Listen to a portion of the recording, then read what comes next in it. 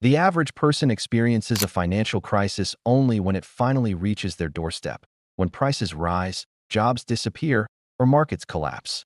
But billionaires? They see the storm long before it hits. They prepare months, sometimes years in advance, using a secret playbook that most people don't even know exists.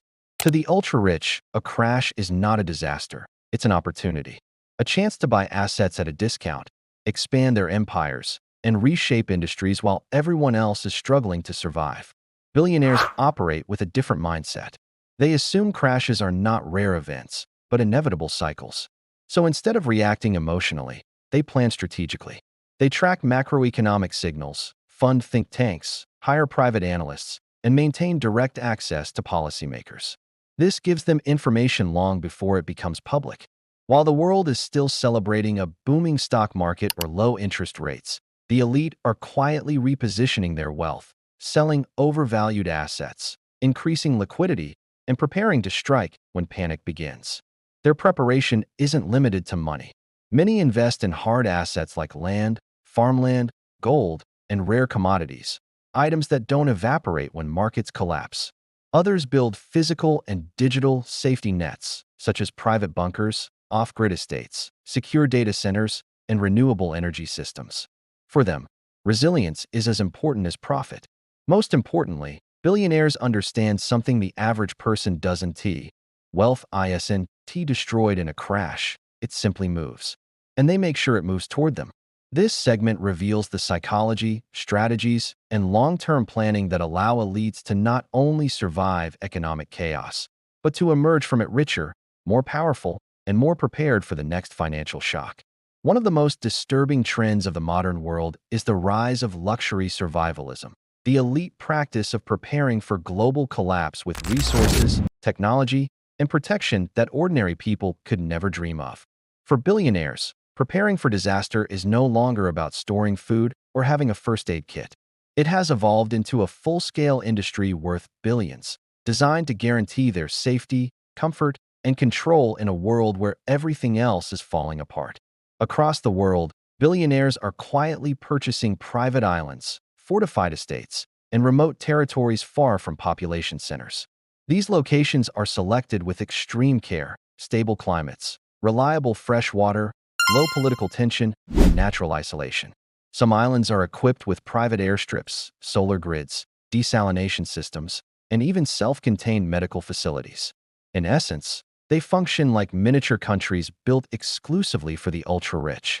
Meanwhile, on the mainland, the demand for underground bunkers has exploded. These are not the steel boxes of the Cold War era.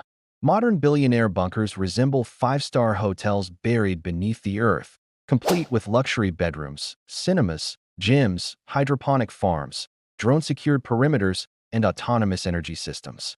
Companies that build these shelters report clients asking for features like blast-proof elevators, biometric panic rooms, and escape tunnels extending miles away from the main complex. This new form of survival is not about fear, it's about advantage.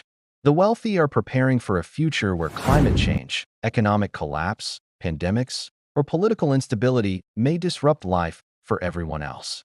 But instead of fixing the system, they are building their own parallel world where crisis becomes irrelevant. Luxury survivalism exposes a dangerous truth.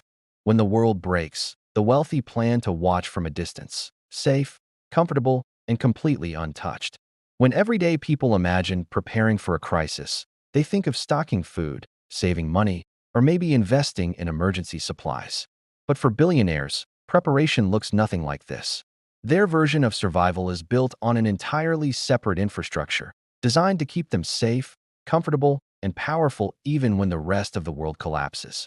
Across New Zealand, the US, and Europe, billionaires have quietly purchased remote estates, underground megabunkers, and fortified compounds that function like miniature nations. These facilities aren't just shelters. They are self-sustaining ecosystems equipped with independent power grids, hydroponic farms, water purification plants, drone surveillance systems, and even private medical centers. Some have escape tunnels. Some have on-site airstrips. Many are built to survive years without outside help. This ultra-secure lifestyle is not paranoia, it's strategy. Elites know that financial crashes, geopolitical conflicts, cyber attacks, and energy crises hit ordinary people first. Their goal is to build a parallel world where the rules of society no longer apply to them. Tech executives invest in remote islands.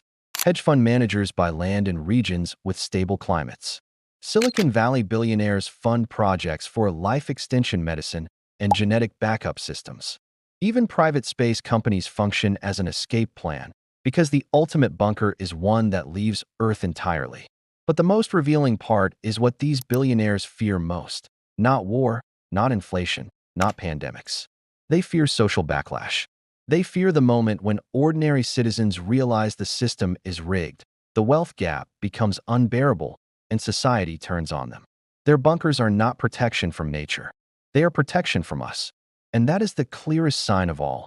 The people who understand the system best don't trust it to survive the next crisis.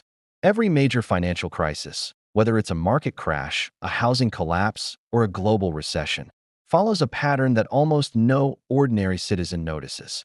While the world panics, billionaires execute a playbook that has been refined for more than a century.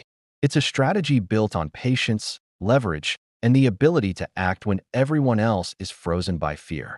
This is where fortunes are not just protected, they are multiplied. The first step is liquidity preservation. Before a crisis even begins, elites keep massive amounts of cash, credit access, and liquid assets ready. When average families are living paycheck to paycheck, the ultra-rich are holding billions on the sidelines, waiting for prices to collapse. Then, when panic hits and asset prices crater, they step in calmly and begin buying everything: stocks, real estate, companies, farmland, at a fraction of their real value. But the real secret is timing. Billionaires don't buy when things fall. They buy when the public gives up. When headlines scream that markets will never recover, when people withdraw from investing forever, when fear is at its absolute peak. That's when the elite press go. The second step is leveraged acquisition. They don't just use their own money. They use borrowed capital at extremely low interest rates that only the wealthy can access. This means they can buy 10 times more than the average investor. The final step is wait for the rebound, which always comes, because governments design recovery policies that benefit the top 1% first. Quantitative easing, bailouts, tax restructuring. These mechanisms inflate asset prices again, turning billionaire buying sprees into massive wealth expansions. In every crisis, the poor lose everything. The middle class struggles to survive. But the elite? They follow a plan that has never failed them.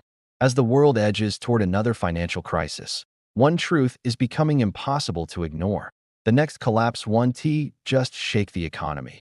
It could permanently redraw the map of wealth and power. Billionaires aren't just preparing to survive a crash. They're preparing to own whatever remains after it. And that's the dangerous part. Every major downturn in history has transferred assets upward.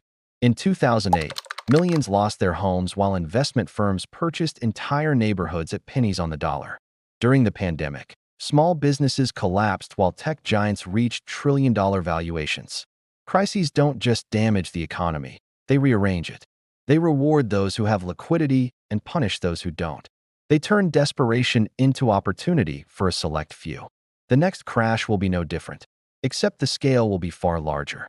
With billionaires holding more cash, land, gold, digital assets, patents, data centers, and rare resources than ever, the elite are positioned to scoop up everything that collapses. Bankrupt companies, foreclosed properties, collapsing currencies, weakened governments, and even public infrastructure. For ordinary people, this means something unsettling, a return to a kind of digital feudalism. The rich will own, and everyone else will rent. Homes, cars, energy, food production, cloud storage, even basic digital identity, all increasingly controlled by private empires. And while most people worry about surviving the crash, the elite are planning how to rule the world that comes after.